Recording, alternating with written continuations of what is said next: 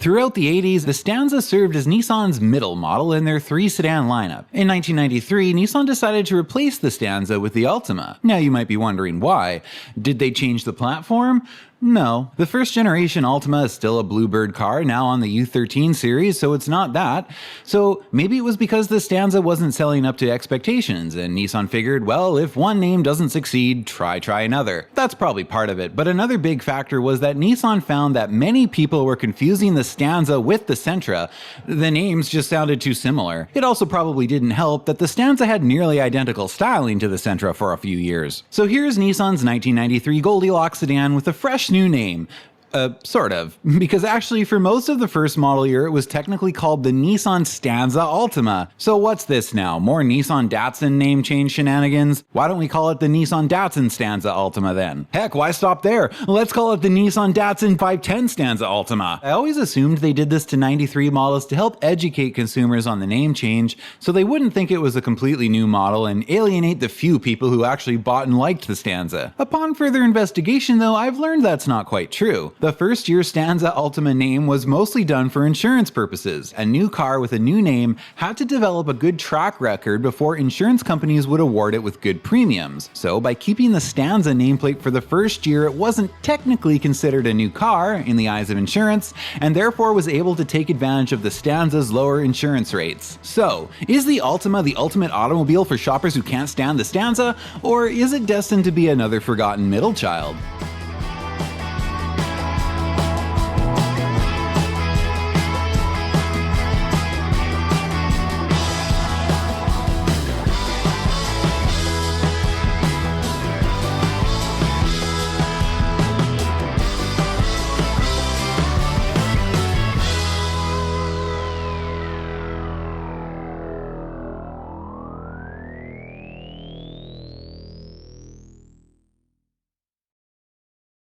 The Altima has very different styling from the outgoing Stanza. The formal boxy styling is out and the Altima's design is much more rounded. To be honest, I like the 3rd gen Stanza styling better than this, but I'm likely in the minority on that, and certainly at the time more rounded styling was becoming the trend, and cars with an excess of right angles were seen as outdated. I can't accuse it of being a terrible looking car though, and it fits right in with the Sentras and Maximas of the mid-90s while still being distinctive enough to tell apart. I actually have an early design proposal for the Altima, so let me show you that. I don't think I really need to say anything. I mean, you can see it. I don't know what that is, but I now have a new appreciation for the final Altima design. My favorite looking U13 Bluebird, however, has to be the ARX hardtop sedan that Japan got. Now that's classy looking. Of course, we never get any of the cool stuff like that here. Unlike Stanzas, all North American market Altimas were built in the USA at Nissan's plant in Tennessee. Obviously, this car would be competing mostly with the Toyota Camry and the Honda Accord, but in the early advertising, Nissan was really pushing the Altima's more upscale image, comparing it to BMWs and Mercedes, even Lexuses, focusing on its build quality, which must have been at least pretty good since they recreated 2 of Lexus's iconic LS400 ads, the ball bearing one and the champagne glasses. It was damn impressive seeing this on some $40,000 Lexus LS400, but seeing this same thing done on a $13,000 Altima, well, I have to say that's even more impressive. You've never seen it done for one that starts at $13,000. That's refreshing. The new Nissan Altima. I wouldn't attempt this on a modern Nissan. One other thing about these early ads that I want to point out, many of you made George Costanza comments on my Nissan Stanza video, and I agree. After George's LeBaron burned, they definitely should have had him driving a used Stanza in the show. That didn't happen, he ended up getting a Buick instead. But Jason Alexander actually does one of the voices in a bunch of the early Altima ads, which would have been while Seinfeld was on the air. We'd like to introduce you to the new Nissan Altima GLE. Altima? Huh, so that's what it's called. Wow, would you look at that? The new Altima. The affordable luxury sedan from Nissan. I wonder what they mean by affordable. These pretzels are making me thirsty! Looking inside the Altima, I've gotta say the interior is pretty nice. All but the base XE model have a luxurious strip of wood grain. It's fake, and I'm not sure what tree it's trying to imitate that would produce such a shade of carrot orange, but they are going to fix that in 94. All trim levels have nice velour cloth upholstery, and leather is available as an option on the top GLE trim. The gauges are nice, and I like the shape and layout of the dash. Climate controls are up nice and high, above the climate vents actually, and GLE models use an automatic climate control unit. Now as far as the trim levels go, there are 4. The base XE, which isn't very common and is the only trim with manual windows and locks. GXE is the mid-grade and adds power windows and door locks, a rear seat armrest with center trunk pass-through, like the Stanza, rear seats don't fold down, as well as the availability to add many more options. Of course, in true early 90s Nissan fashion, many of these options are gate-kept by other options. So for example, if you want to add ABS to the GXE, you must also add the GXE value package and the viscous limited slip. That's another thing, unlike on the last Stanza where the LSD was standard to GXE and SE models, it does not come standard on any models this time, although it can be optionally added to any trim level, provided you also buy ABS. There's a more sports sedan-oriented SE trim. It gives you more sporty front seats, rear disc brakes, AC, a leather-wrapped steering wheel and shift knob, alloy wheels, fog lights, a rear spoiler, and side sill extensions. Come on, Nissan, the limited slip should have at least been standard on this trim. The SE also gets stiffer, more performance-tuned suspension. The top luxury level is the GLE. This is the only trim that exclusively comes in an auto. All the other trims come standard with a 5-speed and have an optional 4-speed automatic option. The GLE trim also adds a standard anti-theft system, a power sunroof, adjustable lumbar support, the automatic climate control, a CD player audio system, and a digital heads-up display which projects not only your speed, but also your turn signals and various warning lights onto your windshield. That actually makes it more advanced than the HUDs used on both the 240SX and the Maxima of the time. A driver's airbag is standard across the board. Under the hood is the KA24DE, a sideways mounted version of the 2.4 liter found in 91 and newer 240SXs. It's a great engine, and in this application is rated at 150 horsepower and 154 pound-feet of torque. With the 5-speed, it'll do 0 to 60 in a little over 8 seconds and has considerably more power than an Accord or 4-cylinder Camry. In fact, this little family car can out-accelerate some 6-cylinders. With a decent amount of power, fully independent suspension, and an available 5-speed and limited slip, this is one family car that's not actually as boring as it looks. All this from a sedan that starts around $13,000 and tops out at around $18,600. Turns out, buyers like a boring-looking family sedan with a nice interior and spirited driving characteristics, because the Altima sold over 134,000 units in its first model year, and that jumped up to over 160,000 in 94. That is way better than any model year Stanza ever sold. Now, if you compare the Altima sales to an Accord or Camry, it was still only selling about half as well, but this was still a big improvement from the Stanza and a step in the right direction for Nissan. For 1994, in response to much criticism, Nissan swapped the carrot tree wood trim for some simulated burl wood, and it does look a lot better. They also added a standard passenger side airbag which allowed them to ditch the motorized seatbelts in the US market, which everyone hates. 1995 brought a mild mid-run refresh. They changed the grille from honeycombs to horizontal lines. I don't think it looks as good, but the grille is often the cheapest and easiest thing to change in a mid-run update. That and the color of the taillight lenses, which they also changed. They added leather as an option to the SE model, and then they did some cost cutting. The heads-up display from the GLE is removed, the chrome-colored interior door handles were changed to color-matched plastic, and they started using a cheaper cloth material for the seat fabric. The digital clock was made optional, and they also got rid of the rear ashtray. Cost cutting was pretty prevalent in most Nissan models across the mid to late 90s. As we all know, the Japanese economy was crashing, and Nissan was hit particularly hard. In 1997, keyless entry is added and leather interior becomes standard on the GLE, but don't mistake it, Nissan wasn't being generous. This edition didn't come free. In exchange for leather, Nissan has removed the automatic climate control, the standard sunroof, and the doubled-in CD cassette combo has been replaced with a basic cassette radio, literally the same one that was in my 93 Sentra. These changes are technically considered a 1997.5 update, and there are some early 97 models that are the same as 96, but according to Nissan's press site, most 97 models were sold as 97.5 models, so I guess the update happened pretty early in the year. 1997.5 models also have added crash protection to meet the 1997 side impact standards. For 1997 and 1997.5, there is a new limited option package for the GXE model, which adds alloy alloy wheels, keyless entry with security system, and some limited edition badging. 1997 was the final model year for this generation. As far as I'm aware, this Bluebird was never exported to Europe, but it was sold in Australia and New Zealand. Not under the Altima nameplate though, it was called the Bluebird there, and it replaced the very poorly received locally built U12, which had been sold as the Nissan Pintara. The Australian market ones are pretty similar to the American market and were sold in 3 trims: the base LX, the luxury TI model, and the SSS Sports model, which is a callback to the old Datsun 510 trim, by the way. They all use the KA24DE, same as in America, and because all trims use the same engine, the LX is actually faster than the SSS because it's lighter. A driver's airbag was not standard in the Australian market until 1995. They look pretty much the same as American models, although they could be equipped with a rear window wiper. I've noticed that outside of North America, a rear window wiper can be offered on any body style, including sedans and coupes. But here, sedans never have a rear wiper. Hatchbacks and wagons can have them, and of course SUVs, but 2 or 4-door sedan body styles will never have a rear wiper in our market. Does anybody know why that is? Is there some weird regulation that blocks that on sedans here? Because I often see sedans with rear wipers on Japanese, European, and Australian cars, but never here. There's not even one. The first gen Altima was pretty successful for Nissan, and they were definitely off to a much better start with this new nameplate. So can they keep the success going?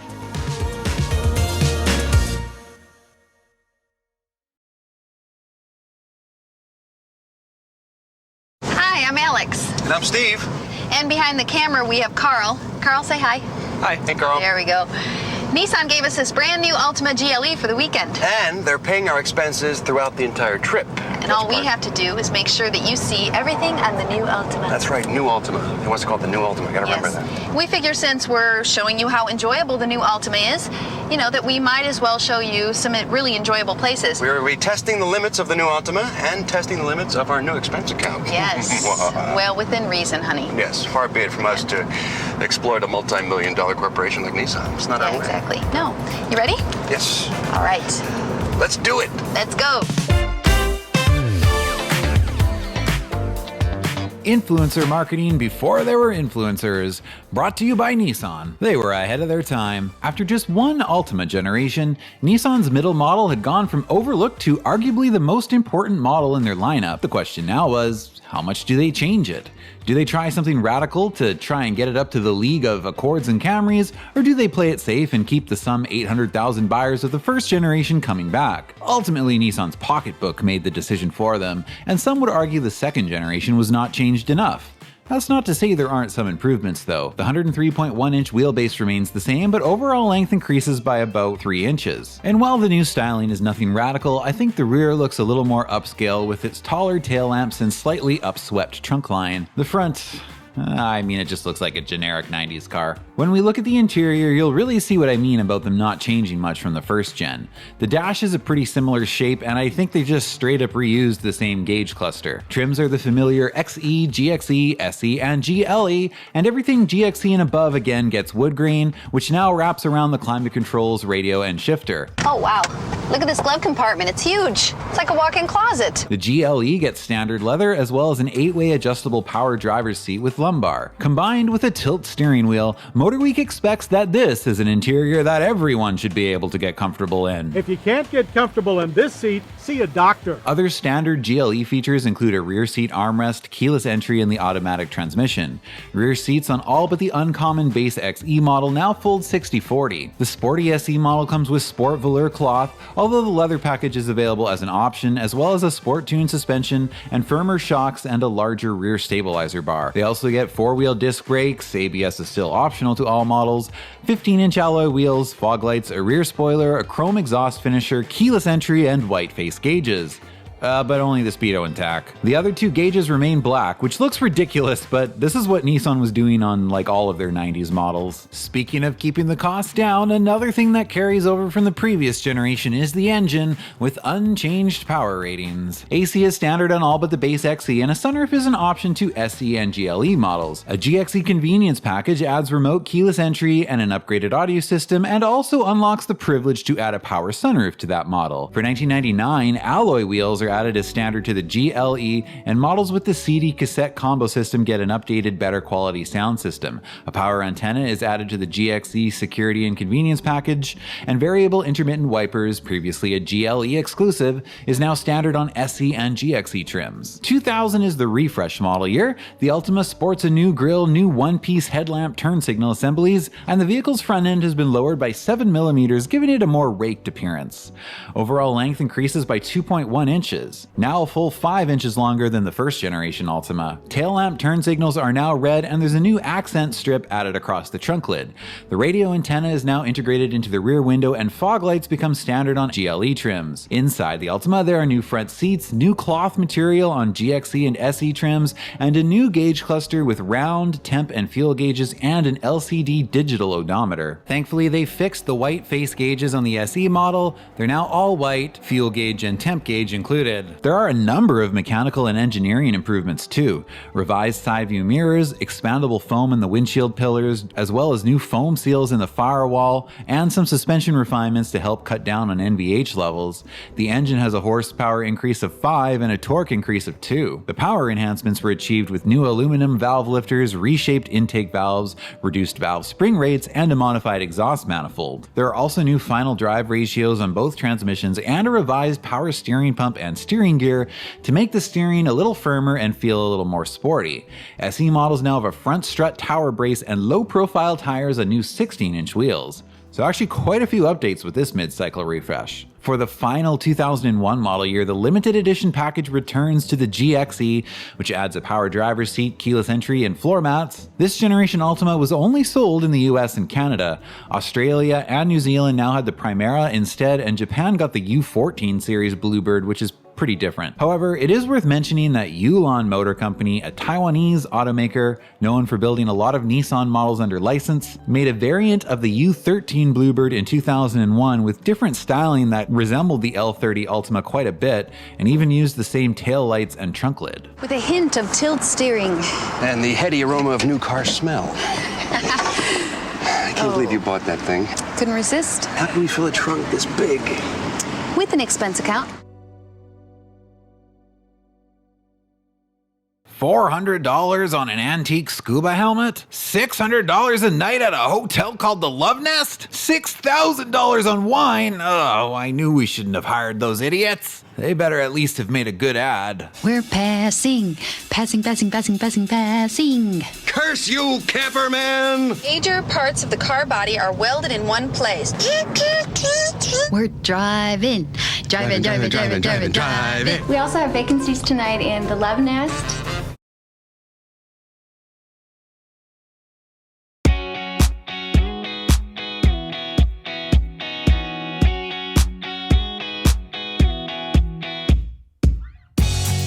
The Altima really levels up for this generation. I think this is the one most people think of when you say Altima.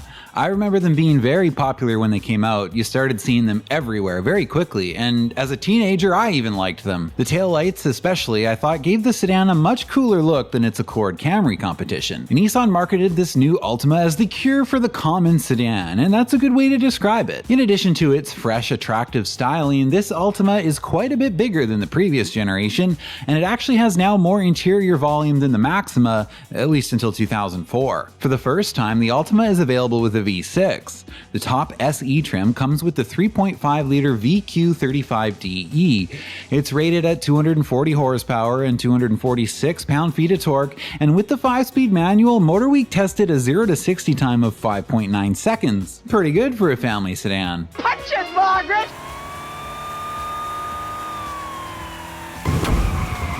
All models are also available with an optional 4-speed automatic, and automatic V6 models come with traction control. 4-cylinder models use the QR25DE, a 2.5-liter rated at 175 horsepower and 180 pound-feet of torque. Brakes on all models now use 4-wheel disc, and they all use rear multi-link suspension.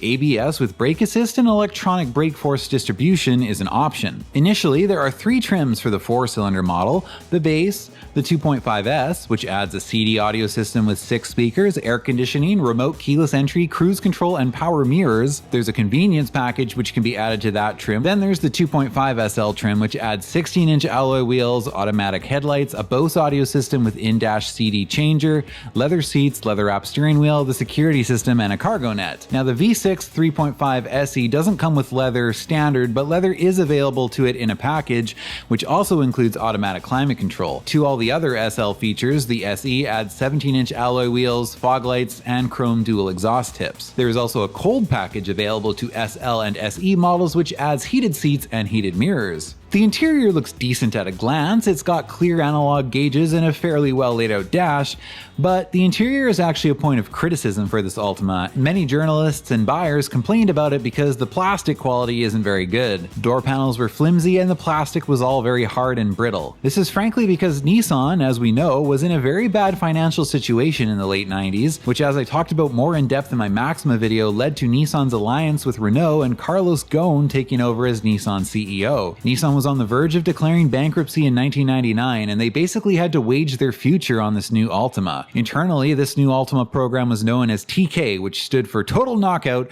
because it had to be a total knockout if Nissan was going to stay afloat. Nissan's goal was to have this Altima be bigger, better, and more powerful than the Accord and Camry. Nissan spent so much money on the new chassis, suspension, and engine for this platform that they essentially ran out of funds when it came to the interior. Costs had to be cut somewhere, and for this Altima, it was inside. If you wanted to try and class the interior up a little bit, there was optional simulated wood trim available to SL and SE models, but unlike previous generations, it was no longer standard on any trim. Luckily for Nissan, this gamble paid off, and despite some interior criticisms, this generation was very well received overall, and yearly sales jumped up to over 200,000 in its first model year, and well over 250,000 by its 2005 model year. This was really the first time the Altima was perceived as a viable competitor to the Accord or Camry. It won Best of the Year from Motor Week in 2002, and North American Car of the Year by a panel of 50 independent auto journalists in the United States and Canada. This Altima's more aggressive styling and better performance really did make it stand out among many other family sedans. Now, I've always thought of this generation Altima as being pretty reliable. I briefly worked in service at a Nissan dealer in 2019,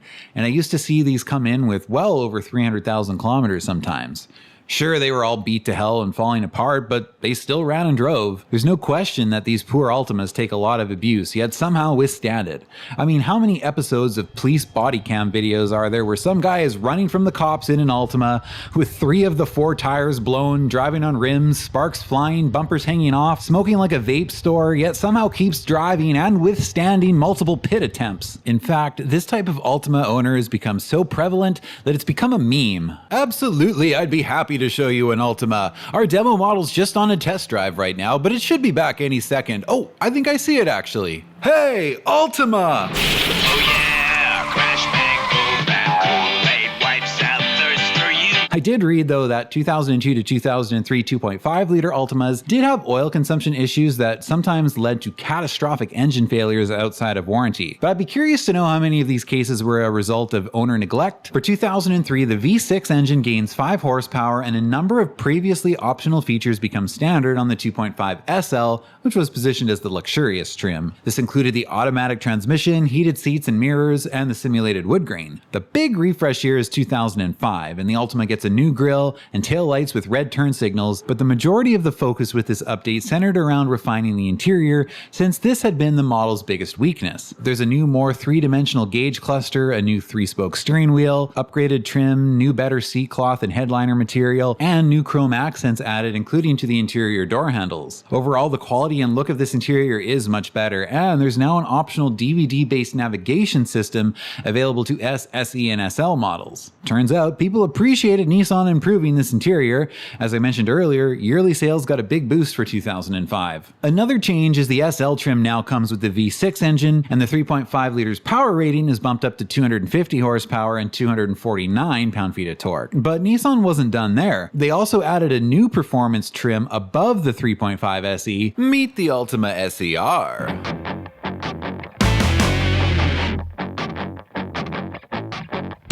This one comes with special 18-inch wheels, a lip spoiler, larger diameter exhaust, painted calipers with SER branding on the front, a more aggressive front fascia, and inside you'll find black leather with red stitching and red inserts on the seats, and 3 added gauges above the radio in the style of Z-Car interiors. You'll get the 2 John Davis gauges and a fuel consumption gauge. I don't normally associate fuel consumption gauges with sport trims, but I guess I have to remember this is still a family sedan. The SER gets an up-tuned 3.5 liter rated at 260 horsepower and 251 pound-feet of torque, paired to a 6-speed manual, although a 5-speed auto with fake manual mode was optional. I look forward to your angry letters. Both manual and automatic SER Altimas come with traction control, which works by restricting throttle and cutting off fuel when it deems necessary to keep the wheels from slipping.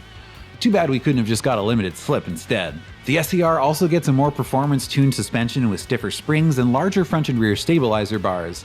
This is a pretty cool model, and Nissan says in the press release that the new Altima SER doesn't look like any previous Altima because clearly it's not. There was no AI in 2010, so a human actually has to take the blame for that writing. The only real changes for the final 2006 model year are some new option packages, including a new 2.5S Special Edition that combines the comfort and trip packages and adds a metallic trim on the center console and some badging. There's also a Special Edition Premium package which adds to the Special Edition a sunroof and alloy wheels. I think it can safely be said that this generation was a high point for the Altima. It really helped turn things around for Nissan and was the first generation that was really a viable competitor to the Accord and Camry. And there's still a decent number of these surviving today, even if most of the ones you see now are in Midwest safety videos.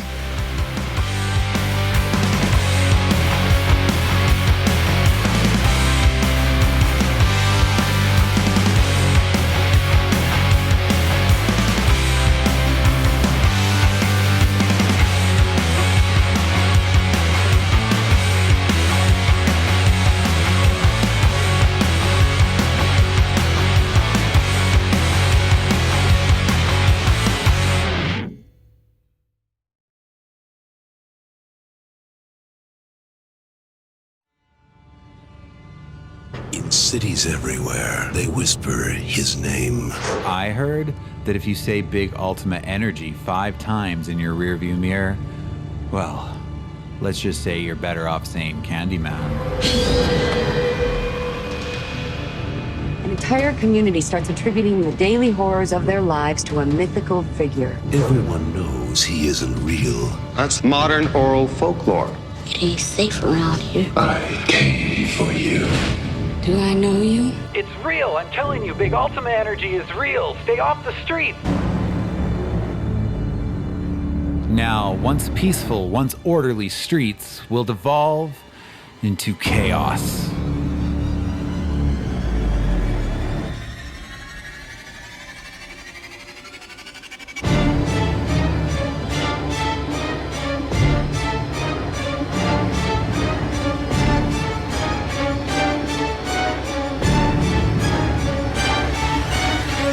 You don't have to believe. Just beware.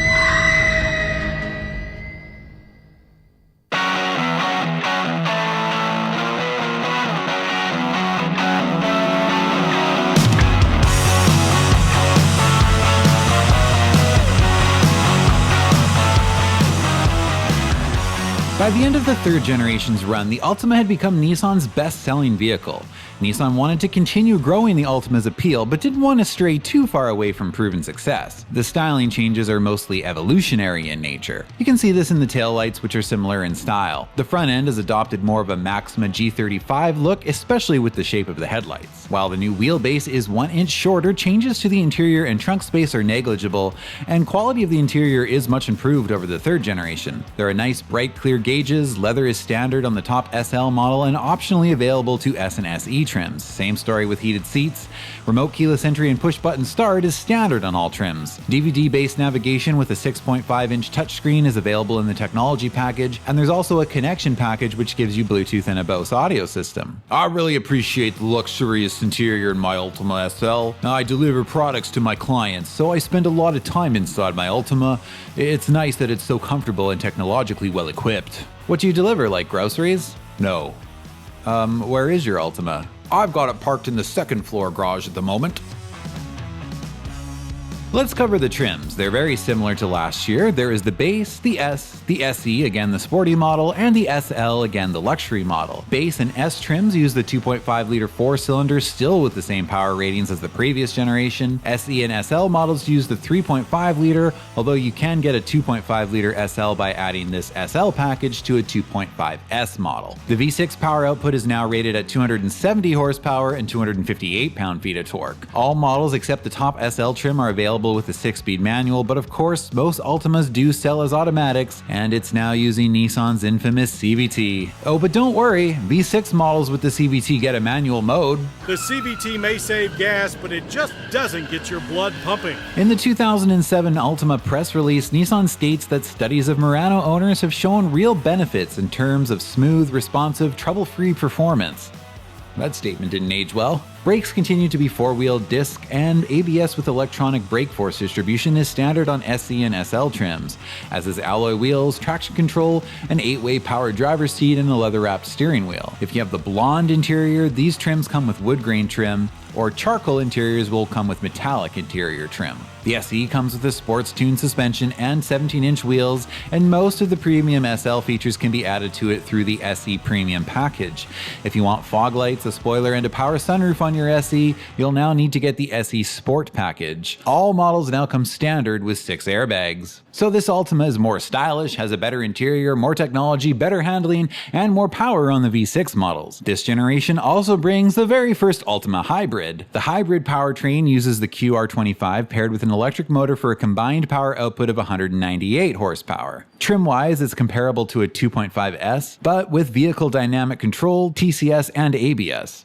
It uses an eCVT transmission, has electric power steering, and 16-inch alloy wheels. It also came standard with automatic climate control, and there was a leather package available to it, as well as a few other packages to give it things like Bluetooth and navigation. The hybrid model was sold from 2007 to 2011, and its availability was limited to the crazy emission states, including California, Oregon, Connecticut, Maryland, Massachusetts, New Jersey, New York, Rhode Island, and Vermont, and it was also available in Canada. In 2008, ABS becomes standard on all models, and for the first time, the Altima is available in a coupe.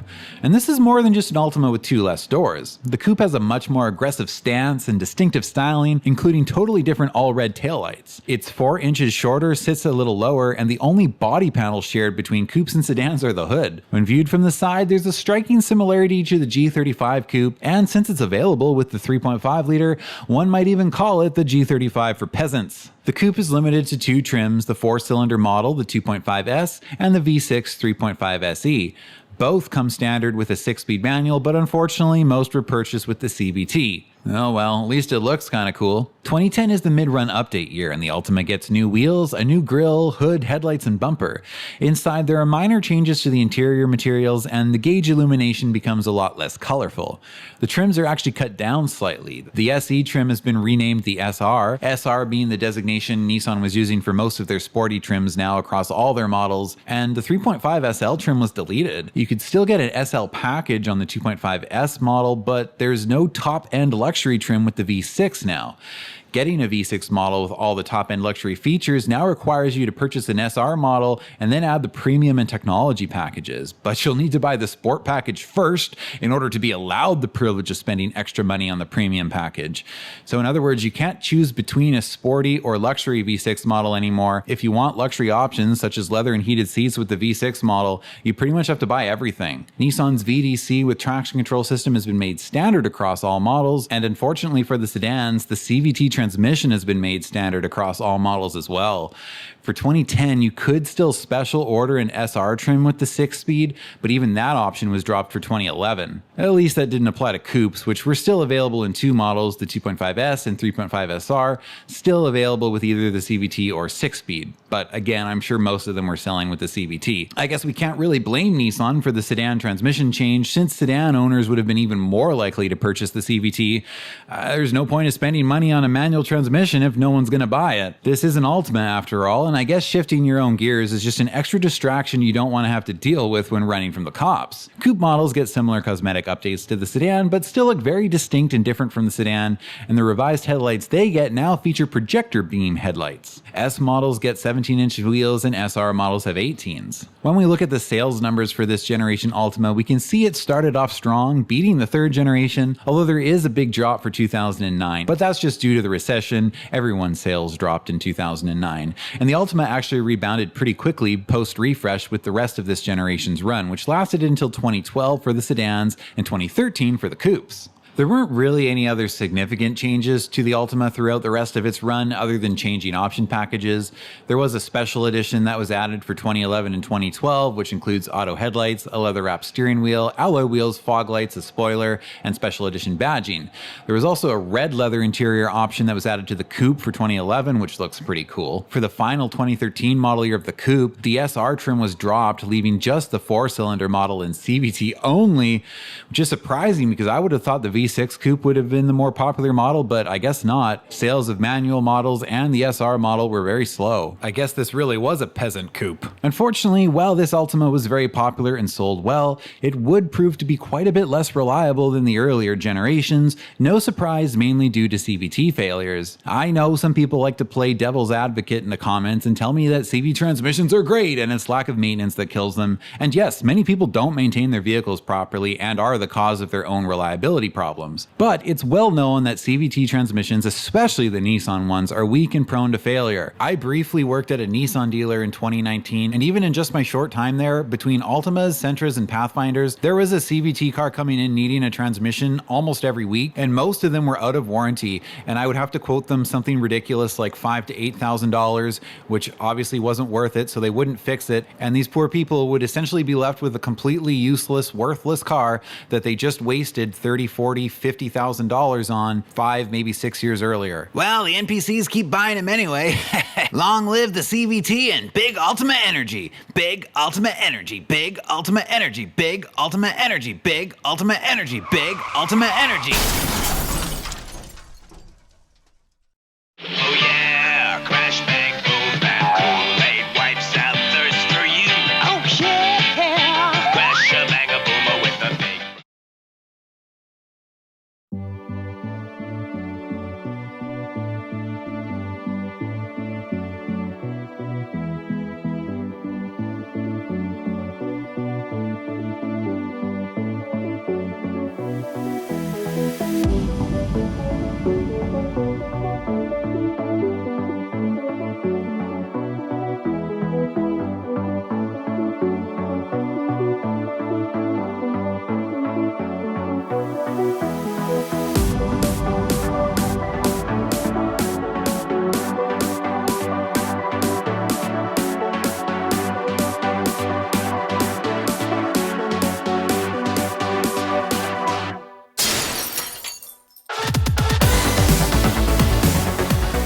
The 2013 Altima is here and has styling that looks fresh and new. Unless you've already seen a 2013 Sentra or Maxima, but let's try and judge the styling without comparing it to Nissan's other models. I mean, I guess it looks fine. I don't think anywhere near as good as the previous two generations, but this is the best-selling generation of Altima overall, far outselling the previous generation for its first couple years at least, so I'm guessing I'm in the minority on that styling opinion. Or maybe people don't really care what it looks like because it's an Altima. The interior styling is fairly forgettable too, but not necessarily bad. It uses the standard gauge cluster that Nissan shoved in pretty much all their models of this era. Take care not to miss any of the radio or climate controls and contact the surrounding trim with your fingers. Most models are now using piano black trim here, so even a light brush with your fingertip will leave scratches. What are the trim levels? Well, there's 7 of them. In the last chapter I complained that they cut down the V6 trims, but I can't complain about that this time. The only trim that you can't get with a V6 V6 now is the absolute base model, which they barely make any of anyway. That trim typically just exists to advertise a lower starting MSRP. Above the base trim, there is the S, SV, and SL, and as I mentioned, all either available in 4-cylinder or V6 versions. There isn't really a sports-oriented trim anymore though. For now at least, there is no SR model. The top luxury trim is obviously the SL, and it will give you the top-end features like leather, a 9-speaker Bose audio system, heated seats, wood trim if it's a beige interior, otherwise you get metallic, heated mirrors, LED taillights, a power driver's seat, and HID Xeon headlights on the 3.5 SL. Navigation still requires the technology package to be added to either SL trim, and it can also be added to the SV through a package. Dual zone automatic climate control, rear seat climate vents, remote engine start, a leather-wrapped steering wheel, and rear view camera are items unlocked with the 2.5 SV tier.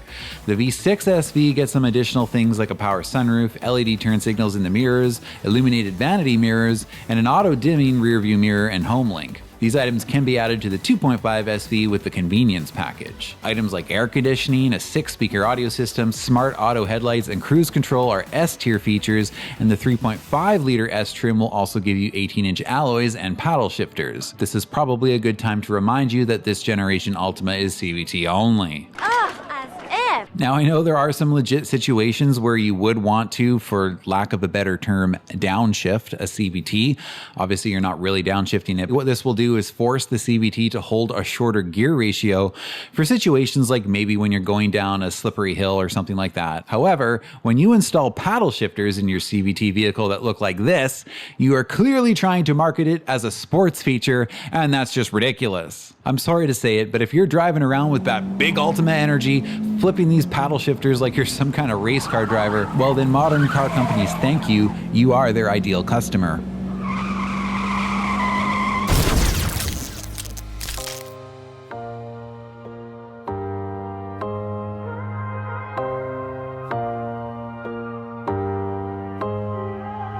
Now, inevitably, some people are going to be very upset and offended over my opinion of this generation, because I believe this is when the Altima really starts going downhill, and on the internet, people don't like hearing opinions that are different than their own. Here's a comment I recently got on my Maxima video regarding the 7th gen Maxima, which is sort of the Maxima from this same era and also sucks.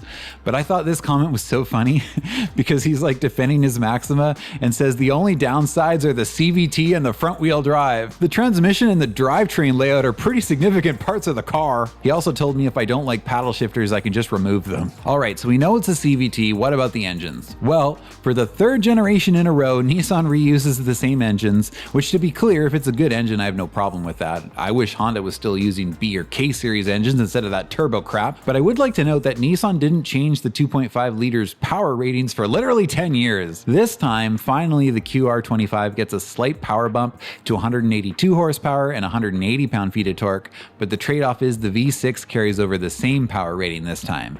Now you might say, well, isn't 270 horsepower enough for a family sedan? And yes, it is. I'm not actually going to complain about that. It's just a shame it no longer has a proper transmission to get that power to the pavement. And to be clear, I don't mean it should have a manual. I get that nobody buying an Altima wants a manual, so it wouldn't really make sense.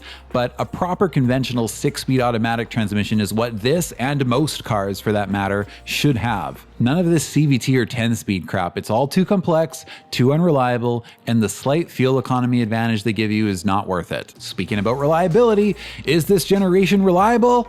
Well, not really. In fact, it's generally considered the least reliable Altima generation. Of course, the biggest issue is the CVT, but there were other issues as well. The 2013 model year alone had 12 recalls, and a class action lawsuit was launched against Nissan for CVT failures, which included the Altima, the Pathfinder, the Juke, and the Sentra. This is really an era of Nissan you want to stay away from. Maybe we should fix some of our quality issues though? If we keep making bad cars, aren't people going to eventually stop buying them? No, we've got to keep cost cutting and making CVTs. It's the Nissan way. We also start to see the first sign of some driver's aid features with this generation. The SL technology package gets you navigation as well as blind spot warning, moving object detection, and lane departure warning.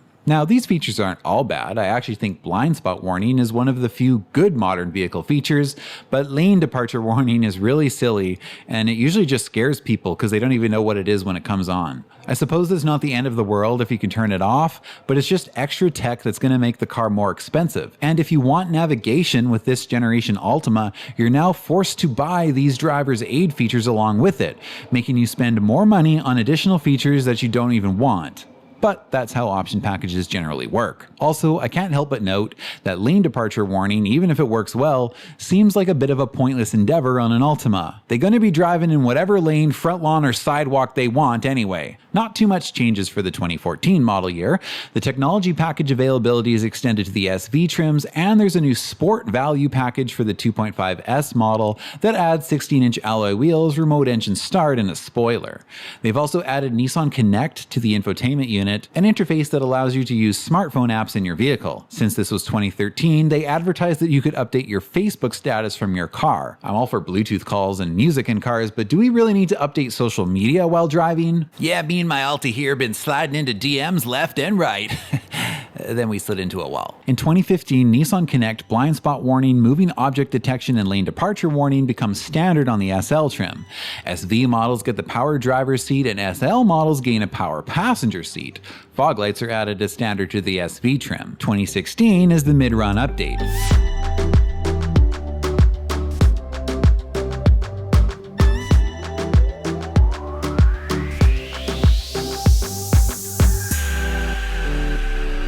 The new styling change is pretty significant, and it definitely looks more aggressive.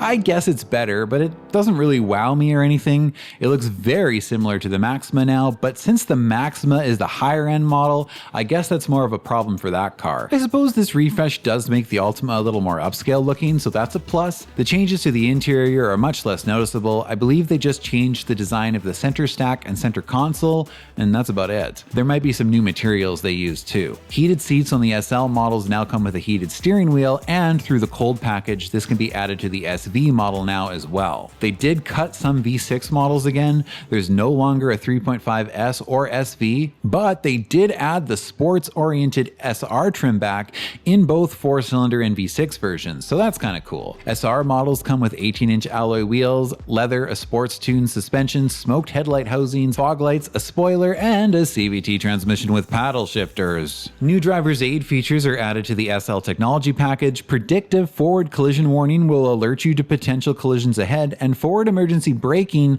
will reduce the speed for you if it deems a collision is unavoidable. I don't think the Altima is going to work for me anymore. Other driver's aid features added to this package include rear cross traffic alert, which I actually think is a good feature, I like that one, and intelligent cruise control, aptly named so you don't have to be. Nissan did also use some new improved sound deadening materials in the cabin, as well as installed a better sound reducing windshield, so interior road noise was improved. What's that whining noise I hear then? That's your CVT. Nothing really changes for the 2017 model year, but Nissan does do a 2017.5 update that adds forward emergency braking and predictive forward collision warning as standard to the 2.5 SV, 2.5, and 3.5 SL trims. They've also added a midnight edition to the 2.5 SR trim, which features 18-inch black wheels, black side view mirror caps, a black spoiler, and midnight edition floor mats. They've also discontinued the base 2.5 model, leaving the S as the entry-level trim, and the 3.5 SR trim is cut as well. So the sports trim only comes in a 4-cylinder now?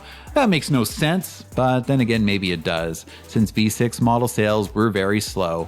They're not going to offer something if people don't buy it. Honda axed the V6 Accord in 2018 for the same reason, might I remind you. At least they kept the 3.5 SL trim. For the final 2018 model year, forward collision warning and automatic emergency braking become standard on all trims, so there's no getting away from it now. It's now called automatic emergency braking, not forward emergency braking, so I'm not sure if that's just a marketing change or if they actually improved the system for 2018, and same goes for collision warning, which is now called intelligent forward collision warning. So it's a self-driving car now. Sweet, good to know, thanks.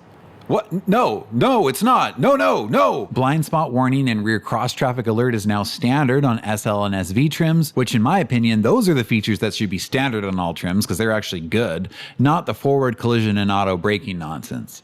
And I know there will be some people in the comments defending those systems, and that's fine if you like them, but I've been in enough service departments to know that these systems are unreliable and cause way more trouble than they're worth. Not to mention how much more expensive they make the cars, not only to buy initially, but also to repair. A small fender bender is suddenly a big deal when there's a $2,000 radar behind the bumper. Now, 2018 was when the whole Carlos Ghosn scandal happened, where he was arrested by Japanese authorities for allegedly misusing company assets and underreporting his income.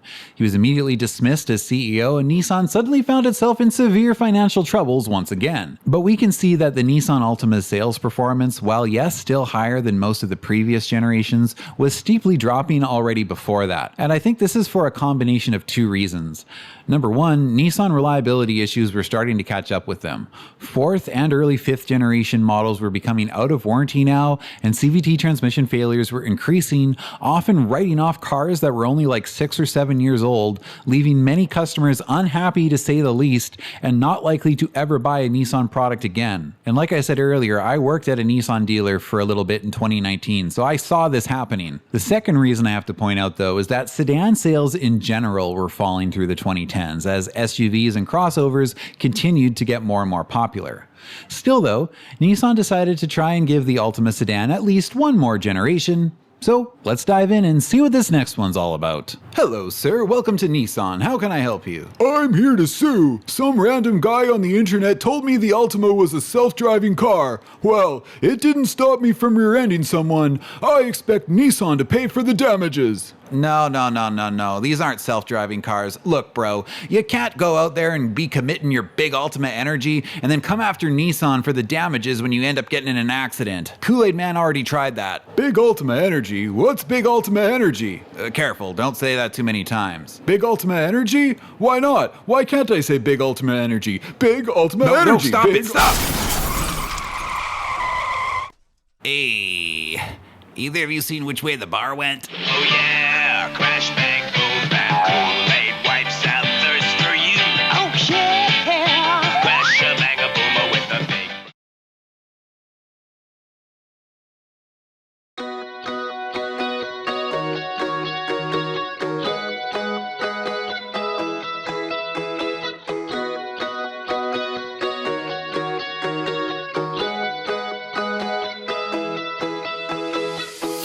Funny story about the 6th gen Altima.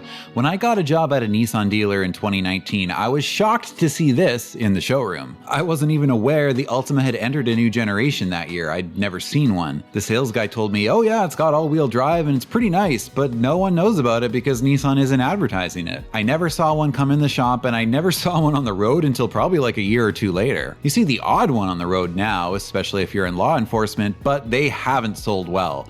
Just take a look at the sales graph. Okay, so what's wrong with them, aside from the obvious? We know it's a CVT. The CVT throws a wet blanket on the process.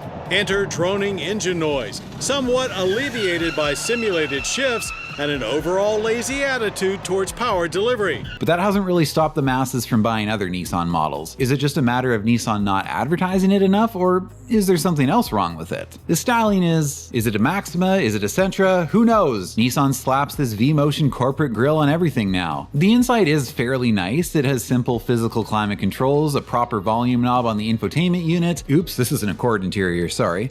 Here's the Altima interior. Same thing. It's very generic, but it is quite comfortable. Trim levels are S, SV, the sporty SR, SL, and there's a new top trim added above the SL called Platinum.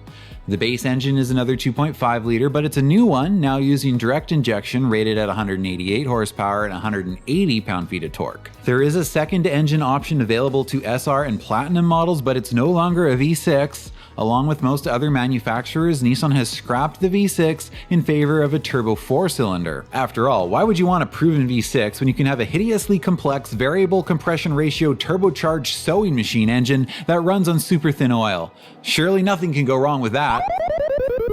Unsurprisingly, like so many other modern engines from most brands, these engines are prone to low mileage, catastrophic failures due to damaged or seized main bearings. This has led to a recall affecting Altimas, Rogues, and some Infiniti models, where the oil pan is inspected for metal shavings, and if found, the engine has to be replaced. On vehicles that are only a few years old. To the inevitable trolls in the comments that keep telling me I'm too biased about modern vehicles, look at them for yourself, guys. This is the quality of modern vehicles, and it's not just Nissan. Honda and Toyota have similarly catastrophic issues and recalls on their engines too. They all do now. Anyway, this piece of junk engine puts out 248 horsepower and 273 pound-feet of torque. Oh, but I'm sure it's much more fuel efficient than the V6, right? That's the advantage of these smaller turbo engines. Better efficiency. Well, miles per gallon fuel economy ratings for the 2019 Altima Turbo is 25, 34, 29 city highway combined. The 2018 V6 model was 22, 32, 26. So yeah, it's a little better, but like, is that worth it? Besides, if all you care about is fuel economy, the Stanza had all of these Altimas beat back in 1983. We fly past the pump. Alright, so the transmission we know is a CVT, but for the first time, and this is kind of cool, every naturally aspirated Altima can be optioned with all-wheel drive. Now that's something that really sets this Altima apart from the Accord and Camry. It's a shame they didn't do a good job marketing this. I feel like this is what they should have been pushing in their ad campaigns. But all the ads I've seen for this car just focus on Pro Pilot Assist, which is the new suite of driver's aid features. I mean, look at this commercial. I guess if you really pay attention, you can see the all-wheel drive badge on the trunk, but they don't mention it. Instead, they show this lady activating Pro Pilot Assist and then taking her hands off the steering wheel, even though the small print in the ad tells you specifically not to take your hands off the steering wheel, and then she just ignores her husband's phone call and laughs about it for some reason. A real shame that this is the same company that used to make fun, memorable, catchy ads like this.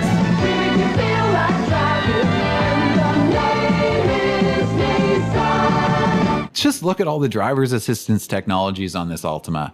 Pro Pilot Assist, Intelligent Cruise, Intelligent Lane Intervention is standard on the SV, SL, and Platinum trims. Look, if you can't manage to stay centered in your own lane or follow the car ahead of you, well, I guess you're a true Altima driver then. Just to go through some of the main trim features, the SR trim as usual gets a more sport-tuned suspension, 19-inch alloy wheels, it's the only model with CVT paddle shifters. It gets black mirrors, a leather-wrapped steering wheel, and sport cloth trim. Heated seats, mirrors, and a sunroof come on the SR Turbo. You can't actually get leather at all in an SR now, it looks like. You can add the heated seats, mirrors, and sunroof to the NA SR with the premium package though. SV and above trims have dual-zone automatic climate control, Pro Pilot Assist, remote engine start, Homelink, and 17-inch alloy wheels. The SL adds traffic sign recognition, a power passenger seat, leather interior, and some various Sirius and Nissan Connect trial services. The Platinum trim adds 19-inch alloy wheels, interior accent lighting, and a 360 camera. There was a limited edition that came out called Edition 1, which was offered exclusively to buyers who pre-ordered the new Altima, and it came with unique wheels, Edition 1 floor mats and badging, a rear lip spoiler, illuminated kick plates, ground lighting, and Edition 1 Nissan Concierge service. Nissan Concierge service is normally a paid subscription. It's part of certain Nissan Connect packages. I'm assuming the Edition 1 just came with like a limited time free trial of it, although they don't really specify that in the press release. Nissan Concierge service can do a bunch of things for you. It can book hotels, plan flights. Some guy who works at Nissan apparently even used it to plan his wedding. Hello, Nissan Concierge service. Yeah, I'm running from the cops. They're tailing me. I need you to plan me a good route through the back streets of this city so I can lose them and send the directions to my navigation. We're on it. There are only minor changes for the 2020 model year. Nissan Safety Shield 360 is now standard on all trims. It includes this array of assistance features, some good, some bad. I've personally never needed assistance to turn on my high beams, but I guess maybe some people do. In 2021, the all-wheel drive option is dropped from the base S grade. In 2022, they brought back the Midnight Edition to the SR. It's only for the naturally aspirated version, and it's pretty much the same as all the other Midnight Editions. 2023 is our mid-run update with some new styling. So let's take a look.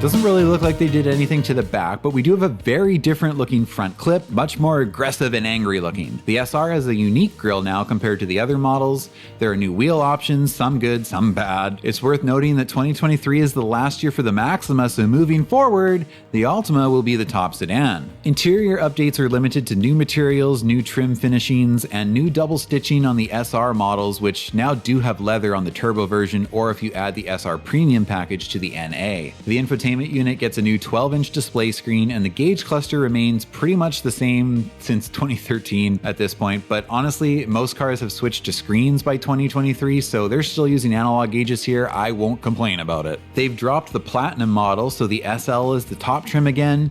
There was such little difference between the...